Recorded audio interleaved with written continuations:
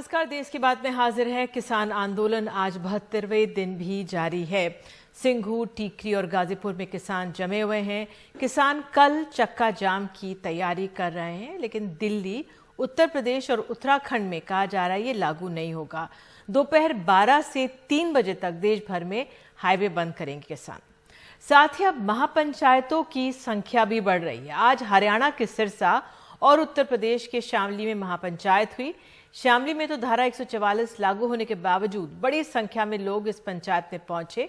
महापंचायतों में किसान आंदोलन का प्रभाव और स्थानीय जो राजनीति का असर भी देखने को मिल रहा है। तो आज गाजीपुर बॉर्डर पर सुंदर सा एक संदेश देता नजारा देखने को मिला है। पुलिस ने जहां कीलें और सलाखें लोहे की लगा दी थी, जिन्हें बाद में निकाला गया था, वहां आज किसानों ने फूल लगा दिए। किसान नेता राकेश टिकैत ने अपने साथियों के साथ मिलकर यहां पर फूल लगाए। तो दोनों पक्ष जो हैं अपनी अपनी रणनीति के हिसाब से चल रहे हैं आगे।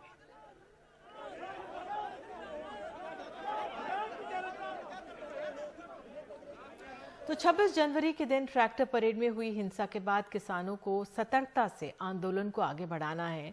इससे पहले संसद तक मार्च का फैसला तो किसानों ने पहले ही रद्द किया था, लेकिन चक्का जाम पर ये लोग डटे हुए हैं। कल 6 फरवरी को चक्का जाम है और चक्का जाम का किसानों की क्या तैयारी है, किसान नेता मंजीत सिंह से बात की हमारे सहयोगी सौरभ शुक्ला ने। किसान संगठनों ने साफ किया है कि वो कल सिंघू बॉर्डर से कहीं मार्च नहीं करेंगे और ना ही दिल्ली में चक्का जाम किया जाएगा। इस पर ज्यादा जानकारी के लिए हमारे साथ मौजूद हैं मंजीत सिंह राय, जो कि भारतीय किसान यूनियन दोवाबा के प्रमुख हैं, संयुक्त किसान मोर्चा के सदस्य हैं, और हम उनसे लगातार बात करते भी रहेंगे। तो कल चक्का जाम का स्वरूप क्या रहेगा मंजीत जी? दिल्ली में तो आपने चक्का जाम नहीं करना है, आपने इसका ऐलान किया है। देखिए, हम किसान जो है पूरे भारत में हमने कॉल दी है चक्का जाम करने की, और दिल्ली के अंदर कोई हमारा साथ देना चाहे, अपने से बंद करना चाहे तो कर दें, लेकिन हम बॉर्डरों पे तो हम बैठे हैं। सरकार ने बड़ी बड़ी दीवारें बना रखी हैं, तो हम अंदर क्यों जाएंगे? हमने ऑलरेडी ये तो सरकार ने बंद कर रखा है, चक्का जाम कर रखा है, तो यहाँ तो हमको सिंघू बॉर्डर पे तो करने की जरूरत नहीं है। ये पूरे देश में होगा, पूरे देश में, पंजाब, हरियाणा, यूपी, उत्तराखंड, सारे देश में होगा। हाईवे जाम होंगे। हाईवे जाम होंगे। 12 से 3 रहेगा ये? 12 से 3 रहेगा। कल 6 तारीख को 12 से 3 रहेगा। और बिल्कुल हमने सब किसानों को अपील की है, नौजवानों को, कि भाई इसको शांतिपूर्वक करना है, क्योंकि 26 तारीख को तो जत्थेबंदियों की चली नहीं, लोग तय रास्ते से आगे निकल गए। तो कल तो ऐसा होगा ना कि आपके कंट्रोल में है कि नहीं कि मंजीत जी सब ठीक है, ऑल इज वेल? हाँ, बिल्कुल बिल्कुल। देखिए, उस रोज बच्चे कुछ गुस्साए हुए निकल गए आगे, आक्रोश में चले गए। अब बच्चों को पता चल गया कि जो हमारे नेता हैं, जो हमको किसान नेता जो बोल रहे हैं, वो उनकी बात नहीं मानी, तो हमको बड़ा पीछे बैकफुट पे जाना पड़ा। तो ये दोबारा आंदोलन खड़ा किया गया है। तो अब समझ रहे हैं सब, अब बात मानेंगे और बिल्कुल शांतिपूर्वक करेंगे। तो 12 से 3 आप लोग स्टेट हाईवेज, नेशनल हाईवेज बंद करेंगे? बिल्कुल। और ये बताइए, इंश्योर कैसे करेंगे कि लोगों को तकलीफ ना हो? जो हॉस्पिटल एम्बुलेंसेज हैं, जो बच्चों की बसें हैं, जो ज़रूरी काम से जा रहे हैं, मीडिया वाले हैं, वो हमने बोल रखा है कि जो इमरजेंसी सेवाएं हैं वो चलती रहेंगी। उसमें जो एम्बुलेंस और फायर ब्रिगेड, ये इसके लिए छूट होगी। एम्बुलेंस और फायर ब्रिगेड के लिए छूट होगी। मंजीत जी, ये बताइए कि प्रधानमंत्री मोदी ने कहा है कि वो एक कॉल दूर है। आप लोगों के सामने प्रपोजल पुराना है कि 1.5 साल के लिए आप ये सस्पेंड करा लीजिए, उस पर कोई विचार? देखिए, अभी कोई विचार नहीं। सरकार पहले जो नाजायज लड़कों को पकड़ रखा है उनको छोड़े, माहौल अच्छा तैयार करे। बड़ी बड़ी दीवारें बना रखी हैं बॉर्डरों पे, और देखिए इंटरनेट सेवाएं बंद की हुई हैं। तो ये तरीका थोड़ी है ना बातचीत का। अगर इस सब को, माहौल को ठीक करें, फिर फ़ोन कॉल करें, हम जाएंगे, कोई बात नहीं, बातचीत करने के लिए जाएंगे। बिल्कुल, हम जाने को तैयार हैं। हम तो कभी भागे नहीं, टेबल टॉक से कभी भागे नहीं। जितनी बार बुलाया हम उतनी बार गए वहाँ पर, लेकिन माहौल तो ठीक बना है। लेकिन ये एक बड़ी चुनौती है कल की भी, दो धारी तलवार है, क्योंकि पिछली बार आपने अनाउंस किया, लाल किले में हो गया हंगामा, अब कल फिर आपने भारत बंद की कॉल दी है। तो ये बड़ी जिम्मेदारी का भी काम है मंजीत जी। कोई बात नहीं, हमने सब जितने नेतागण हैं सब नज़र बनाए हुए हैं, सभी संगठन इस पे नज़र बनाए हुए हैं कि ये 3 घंटे का बड़ा शांतिपूर्वक हो और इसमें कोई हिंसा ना हो। मंजीत जी कह रहे हैं कि कल कोई हिंसा नहीं होगी, सब कुछ शांतिपूर्वक रहेगा, और सरकार बातचीत का माहौल बनाए तो वो बातचीत करने के लिए जरूर जाएंगे और तैयार हैं। सहयोगी सचिन गुप्ता के साथ सौरभ शुक्ला, एनडीटीवी इंडिया। तो चक्का जाम किसानों के पास अब दूसरा जरिया है अपनी मांगों पर जोर देने का। तो दिल्ली, उत्तर प्रदेश, उत्तराखंड में तो नहीं हो रहा है। गाजीपुर में मौजूद किसान क्या कह रहे हैं, उनसे बात की हमारे सहयोगी रवीश रंजन शुक्ला ने। मैं इस वक्त गाजीपुर बॉर्डर पर हूं और 2 महीने से ज़्यादा का वक्त हो गया है जब किसान आंदोलन पर यहाँ पर गाजीपुर बॉर्डर पर बैठे हुए हैं। और कल से स्ट्रेटजी बन रही थी कि उत्तर प्रदेश और उत्तराखंड में चक्का जाम कैसे किया जाएगा, लेकिन अभी राकेश टिकैत की और बलबीर सिंह राजोवाल जी की बैठक के बाद में राकेश टिकैत जी ने ये कहा कि अब ये चक्का जाम उत्तर प्रदेश और उत्तराखंड में नहीं होगा। हम कुछ किसान हैं हमारे साथ में, हम उनसे बात करते हैं कि आखिर अचानक स्ट्रेटजी क्यों चेंज कर दी टिकैत जी ने। दरअसल कोई स्ट्रेटजी आंदोलन के प्रति चेंज नहीं हुई है। उत्तराखंड और उत्तर प्रदेश की एक तो ये राजधानी के नज़दीक है और लगातार यहाँ के लोग जो हैं इसमें पार्टिसिपेट कर रहे हैं। गाजीपुर बॉर्डर पर बहुत से लोग हैं और इस समय जो ये जो बेल्ट है तराई की, इसमें बहुत ज़ोर शोर से गन्ने का काम चल रहा है और इसके साथ साथ लगातार कार्यक्रम चल रहे हैं। ये अभी ये जो 26 तारीख का हुआ, 28 तारीख को जो गाजीपुर में फिर कॉल हुई, सारे लोग यहाँ आए। तो बाजवा साहब 1-1.5 घंटे के भीतर ऐसा क्या होगा? सुबह से हम लोग दोपहर तक ये लोग बोल रहे थे चक्का जाम करेंगे हम। ये कल से ही लोगों की भावनाएं जो हैं, कल वहाँ पर जब हमारे जो किसान शहीद हुए हैं उनकी भोग पर बहुत बड़ी संख्या में लोग जुटे थे, तो बहुत से लोगों की भावनाएं कल हमारे सामने आई, तो उस पर चर्चा चल रही थी। लेकिन अभी राजोवाल साहब से जो चर्चा करके अभी टिकैत साहब ने ये निर्णय लिया है, लोगों की भावनाओं के अनुरूप लिया है। तो इस फैसले से आपको क्या लगता है? नहीं, ये फैसला उचित है। इसका कारण ये है कि दिल्ली में चक्का जाम करने का पहले से तय नहीं हुआ था। हम महाराष्ट्र से बिलोंग करते हैं, हम पूर्वाश्रमी शेतकरी संगठन के काम। महाराष्ट्र में होगा चक्का जाम? हो, हर तहसील में, हर जिले में, हर बम्बई प्रांत में भी होगा। अच्छा, हाँ।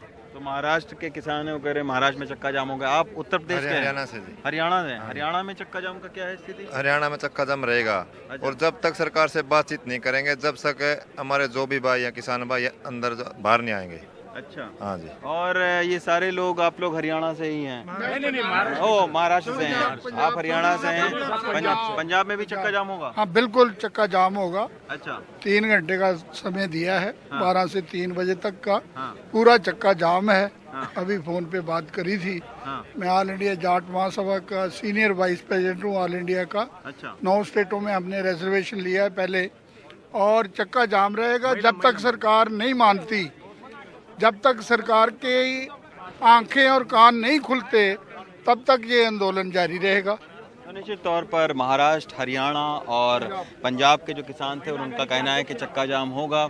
जादौन साहब से पूछते हैं, उत्तर प्रदेश के प्रदेश अध्यक्ष हैं। जादौन साहब, ये बड़ा स्ट्रेटजी में अचानक चेंज हो गया। दोपहर तक हम लोग बात कर रहे थे कि चक्का जाम की क्या तैयारी रहेगी, अब राकेश टिकैत जी बोल रहे हैं चक्का जाम नहीं होगा। आंदोलन है, परिवर्तन होते रहते हैं। अच्छा, देखा कि जन भावनाओं का आदर करते हुए लोगों को परेशानी ना हो, इन सब चीज़ों को ध्यान में रख करके चक्का जाम को कैंसिल किया गया। तो इससे जो किसान हैं मायूस नहीं होंगे उत्तर प्रदेश के, जहाँ पर मैसेज पहुँच गया चक्का जाम करने का? नहीं, हमारा किसान मायूस नहीं होगा। अच्छा। वो केवल चक्का जाम नहीं होगा, ज्ञापन देंगे। ज्ञापन देंगे? ज्ञापन में क्या डिमांड रहेगी? कोई स्थानीय लेवल? जो सेम डिमांड रहेगी, जो चक्का जाम की ज्ञापन थे वो वही ज्ञापन वही रहेगा, केवल चक्का जाम नहीं होगा। तो निश्चित तौर पर अब ये चक्का जाम नहीं होगा। और हमने आपको हरियाणा, पंजाब, महाराष्ट्र और उत्तर प्रदेश के किसानों की आवाज़ को सुनाई।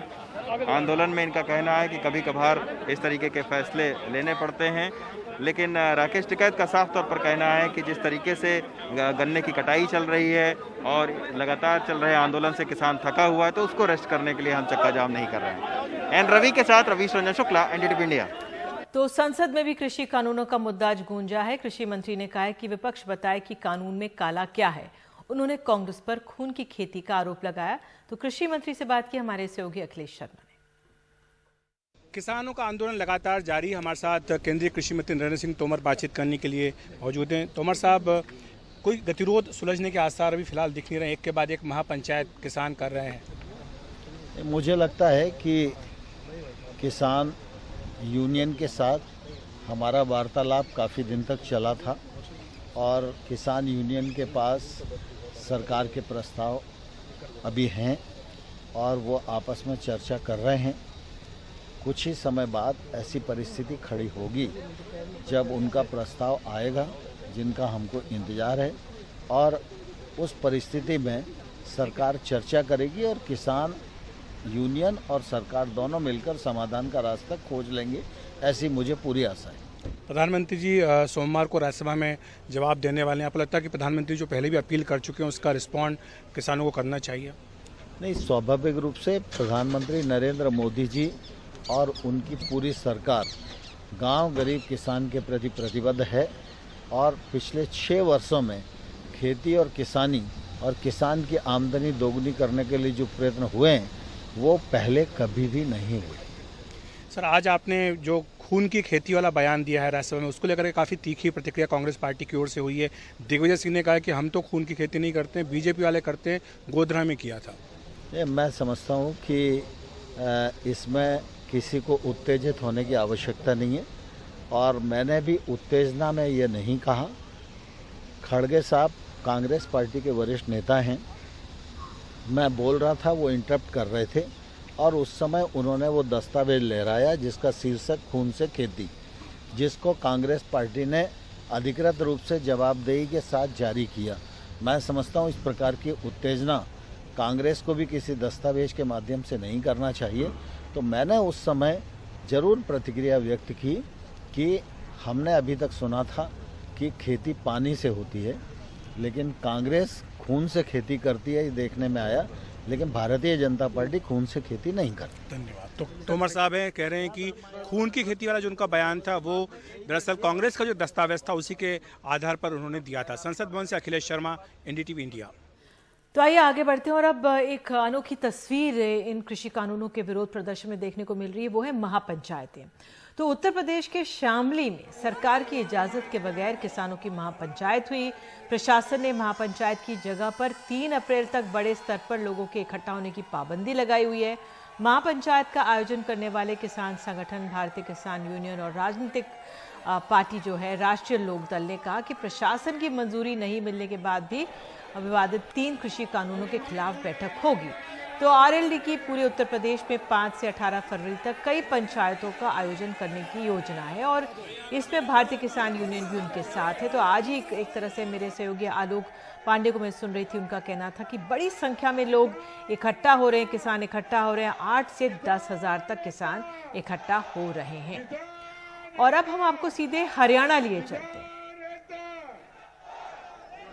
हरियाणा के सिरसा जिले के नाथुसरी चोपटा गांव में आज किसानों की महापंचायत हुई। इस महापंचायत में कई गांव के किसानों ने हिस्सा लिया है। इस महापंचायत में इंडियन नेशनल लोक दल के नेता अभय चौटाला को केसरी सम्मान दिया गया। अभय चौटाला ने किसानों के आंदोलन के समर्थन में विधायक पद से इस्तीफा भी दे दिया था।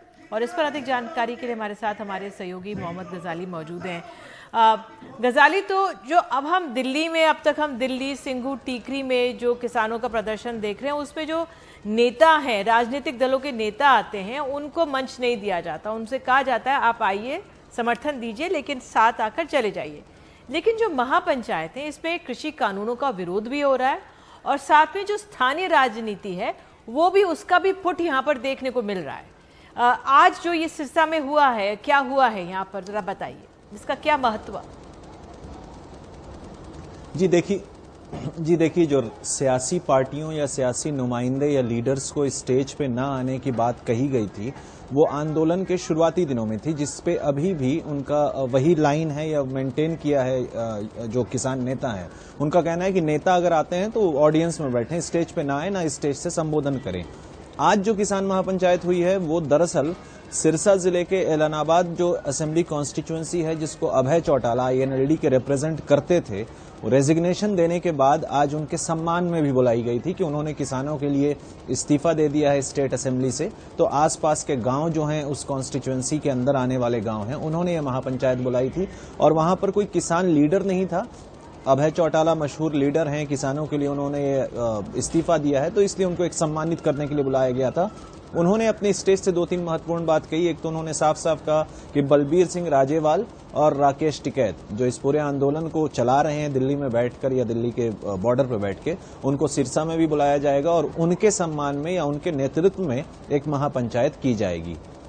दूसरी बात जो है, अभय सिंह चौटाला ने यह भी कही है कि कल जो है चक्का जाम की जो बात किसान यूनियन ने की है, तो उसको मानते हुए सिरसा जो है हालांकि राजस्थान के बॉर्डर पे पड़ता है हरियाणा में, तो उन्होंने ये आह्वान किया है लोगों से कि राजस्थान से आने वाली जितनी सड़कें सिरसा में हैं उन सबको ब्लॉक किया जाए ताकि वहां पर मूवमेंट ना हो और साथ ही साथ उन्होंने एक सलाह या नसीहत जो है अपने भतीजे दुष्यंत चौटाला, जो अभी हरियाणा की सरकार में उप मुख्यमंत्री भी हैं, उनको भी कहा है कि किसानों के लिए उन्हें साथ आना चाहिए, सरकार से इस्तीफा देना चाहिए और इस आंदोलन में या कृषि कानून के खिलाफ किसानों के साथ आना चाहिए। हाँ, एक और सवाल मैं गजाली आपसे जानना चाह रही थी कि जो ये महापंचायतें हो रही हैं, अब इनकी संख्या बढ़ रही है, इस पर भी कितनी तादाद में लोग पहुंचते हैं और सरकार के लिए ये कितना बड़ा सिरदर्द हो सकता है चुनावी तौर पर अगर आंके तो? जी देखिए, अगर सिर्फ आज की इस महापंचायत के बारे में बताऊं तो चलिए, अभय चौटाला ने इस्तीफा दिया है, वो अकेले एमएलए थे अपनी पार्टी के और उनकी पार्टी का अब कोई भी सदस्य विधानसभा में नहीं है, तो वो तो अपने पॉलिटिकल ग्राउंड को रिकवर करने या पार्टी को मजबूत करने के लिए अपने वर्कर्स को भी गैल्वनाइज या मोबिलाइज कर रहे हैं। लेकिन जहां तक महापंचायत के इंपॉर्टेंस की बात है, महत्व की बात है, सरकार शुरू से ये कह रही है कि सिर्फ पंजाब के किसान हैं या देशव्यापी आंदोलन नहीं है या एक खास तबके के लोग इसमें हैं, जैसे हरियाणा में जाट समुदाय जो है वो खेती किसानी से जुड़ा है, तो उसके ऊपर इंडिकेट करके सरकार का ये लाइन ऑफ थॉट है या स्टेटमेंट है। लेकिन महापंचायत जब किसी गांव में या किसी जगह पर होती है तो उस गांव के सभी तबके के लोग वहां पहुंचते हैं। अब चाहे कोई दुकानदार हो या सरकारी नौकरी में हो या प्राइवेट नौकरी में हो, अगर खेती नहीं भी करता है तो वो वहां पर पहुंचता है, चाहे वो किसी जात या धर्म का हो। तो इस महापंचायत से एक बात तो ये नोटिफाई हो जाती है कि इस आंदोलन में सभी वर्ग का साथ है। जो शख्स खेती नहीं भी कर रहा है वो भी अगर आपके साथ आता है तो कहीं ना कहीं इस आंदोलन को सभी लोगों का साथ है। दूसरी अहम बात यह है कि इस महापंचायत के मंच से लोग बताते हैं कि कानून से सिर्फ किसानों की जमीन पे खतरा, या जैसा उनका थॉट है कि उनको खतरा नहीं है, सिर्फ किसानों को खतरा नहीं है, जो खाने की सामग्री है, चाहे चावल हो, दाल हो या और भी अन्य पदार्थ हैं, उनकी जो प्राइसेस हैं वो बढ़ जाएंगे, प्राइवेट प्लेयर्स उसको कंट्रोल करेंगे। तो कहीं ना कहीं दूसरे समुदाय, दूसरे तबके, दूसरे प्रोफेशन के लोगों को भी कनेक्ट करने की कोशिश है। और धीरे धीरे अब देखने में आ रहा है कि जो राकेश टिकैत का वीडियो वायरल हुआ या जो सरकार उनके साथ जोर जबरदस्ती वहां कर रही थी गाजीपुर बॉर्डर पे कुछ दिनों पहले, उसके वजह से अब हरियाणा में एक चेन रिएक्शन हो गया है। हर इलाके में करीब हर दिन आप देखेंगी कि यहाँ पर एक महापंचायत हो रही है, यहाँ पर कोई किसान यूनियन का लीडर संबोधन करने के लिए आ रहा है। और फिलहाल हरियाणा में कई जगह टोल प्लाजाज ब्लॉक है। हालांकि ये कार्रवाई जो है पंजाब में पहले किसानों ने शुरू की थी और पंजाब में तो करीब 3 महीने से ज्यादा का वक्त हो गया कि टोल प्लाजा जितने भी टोल है वहां पर फीस नहीं लग रही, लोग फ्री में आना जाना कर रहे हैं। ऐसा ही माहौल हरियाणा में भी था, लेकिन 26 जनवरी के प्रकरण के बाद जो है सरकार ने सख्ती दिखाई थी, वो फिर वापस पुलिस ने अपने कंट्रोल में ले लिया था। लेकिन 27 जनवरी की रात से फिर टिकैत के वीडियो आने के बाद से अब फिर से लोग वहां पर आ गए। तो महापंचायत अब हर जगह हो रही है और ज्यादा से ज्यादा लोगों की शमूलियत भी हो रही है उसमें। बिल्कुल, और हरियाणा तो बीजेपी शासित राज्य है। बहुत बहुत धन्यवाद आपका इस जानकारी के लिए, महत्व बताने के लिए पंचायतों का। देश की बात में एक छोटा सा ब्रेक, और ब्रेक के बाद राजस्थान की राजनीति में अशोक गहलोत और सचिन पायलट के बीच फिर तनातन।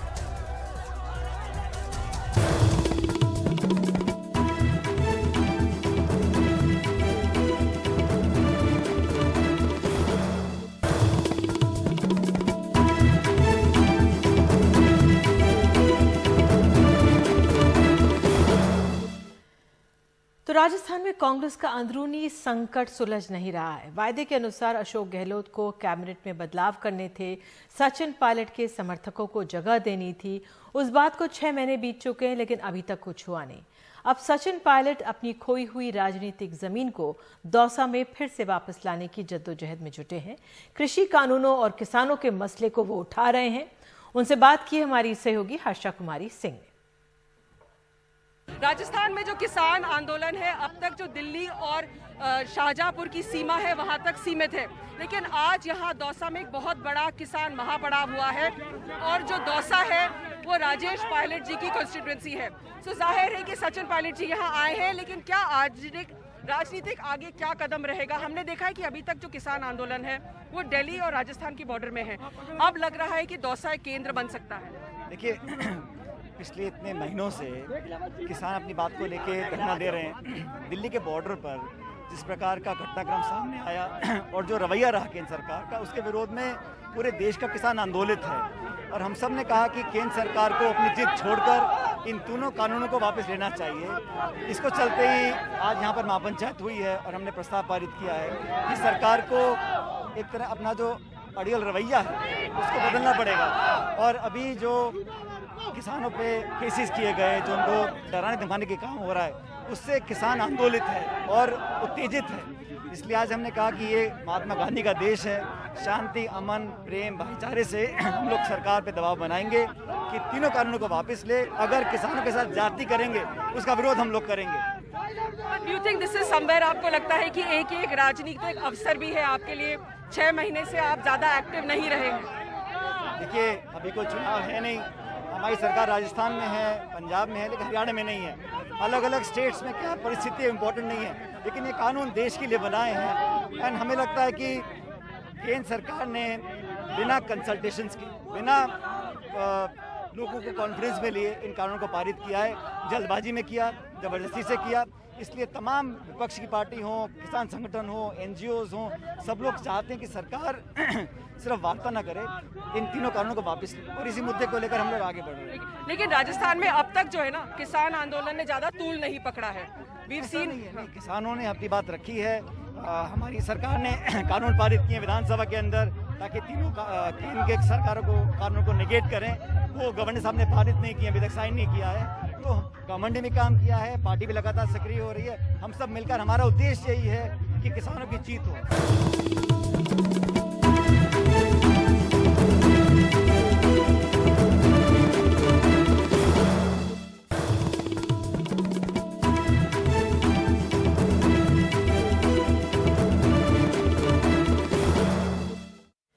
एक महीने से ज्यादा अरसे से जेल में बंद stand up comedian Munawar Faruqui को सुप्रीम कोर्ट ने अंतरिम जमानत दे दी है। अपने फैसले में उसने कहा है कि जो अंतरिम जमानत की शर्तें हैं, ट्रायल कोर्ट तय करेगा। इंदौर में अपने शो में हिंदू देवताओं का अपमान करने के आरोप में 1 महीने से ज्यादा वक्त से जेल में बंद stand up comedian Munawar Faruqui के लिए सुप्रीम कोर्ट बड़ी राहत लेकर आया। सुप्रीम कोर्ट ने सीधे ही फारूकी को अंतरिम जमानत दे दी। मुनव्वर की ओर से कहा गया कि गिरफ्तारी प्रक्रिया में 2014 के सुप्रीम कोर्ट के फैसले का पालन नहीं किया गया। गिरफ्तारी से पहले कोई नोटिस या वारंट जारी नहीं हुआ, उसे परेशान किया जा रहा है। यूपी पुलिस ने प्रोडक्शन वारंट भी लिया है। इसी दौरान सुप्रीम कोर्ट ने कहा, हम अंतरिम जमानत देते हैं और इस पर मध्य प्रदेश सरकार को नोटिस देते हैं। यूपी पुलिस के प्रोडक्शन वारंट पर भी रोक लगाई जाती है। दरअसल 2014 में शीर्ष अदालत ने गिरफ्तारी से पहले अपनाई जाने वाली प्रक्रिया तय की थी। इसके मुताबिक बगैर ठोस कारण के पुलिस द्वारा गिरफ्तारी न की जाए। सीआरपीसी की धारा 41 के तहत गिरफ्तारी से पहले पुलिस अफसर को गिरफ्तारी के कारण और सामग्री रिकॉर्ड करने होंगे और खुद को संतुष्ट करना होगा कि गिरफ्तारी जरूरी है। गिरफ्तारी को प्रताड़ित करने का साधन नहीं बनाया जाना चाहिए। मजिस्ट्रेट को भी वारंट जारी करने से पहले न्यायिक विवेक का इस्तेमाल करना चाहिए। गिरफ्तारी व्यक्ति को अपमानित करती है। पुलिस को अंग्रेजों के जमाने की तरह काम नहीं करना चाहिए। मुनव्वर को बीजेपी विधायक के बेटे की शिकायत पर 5 अन्य लोगों के साथ गिरफ्तार किया गया था। निचली अदालत और हाई कोर्ट दोनों ने उनकी जमानत याचिका खारिज कर दी थी। अब मध्य प्रदेश पुलिस और सरकार कटघरे में है और उसे सुप्रीम कोर्ट में आकर ये साबित करना होगा कि इस गिरफ्तारी में उसने कानून का पालन किया है और सुप्रीम कोर्ट की गाइडलाइन के मुताबिक प्रक्रिया में शामिल रही है। भोपाल से अनुराग द्वारी के साथ दिल्ली से आशीष भार्गव, एनडीटीवी इंडिया। एक ब्रेक के बाद आपको बताएंगे किस तरह से देश में तैयार किया जा रहा है 3 महीने तक हवा में रहने वाला ड्रोन।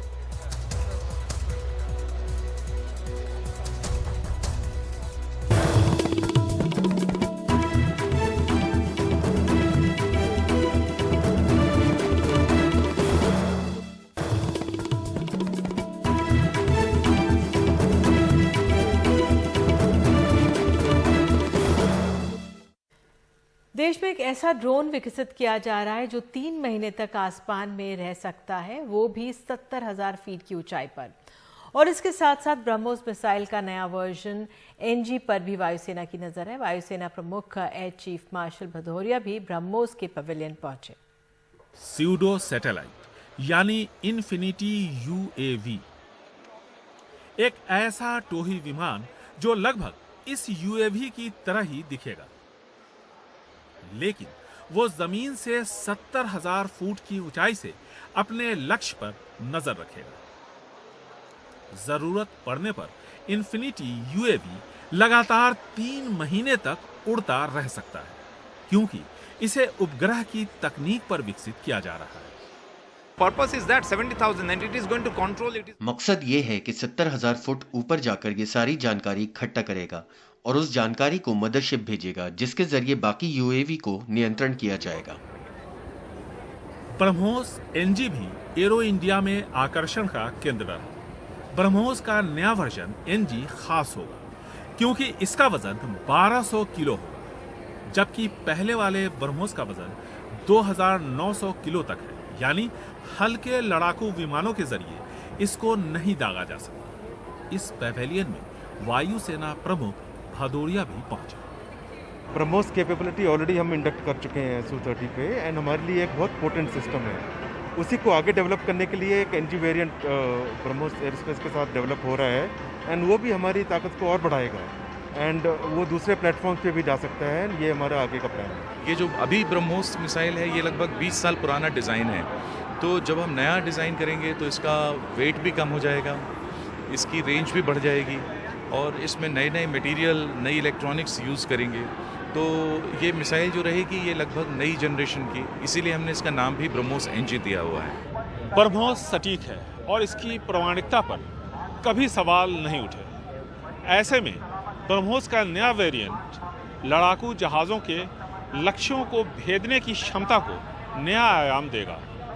यलहंका एयरबेस बेंगलुरु से कैमरामैन कुमार के साथ निहाल खिदवई, एनडीटीवी इंडिया। और इस खबर के साथ देश की बात में आज के लिए इतना ही। एनडीटीवी इंडिया पर खबरों का सिलसिला जारी रहेगा। नमस्कार।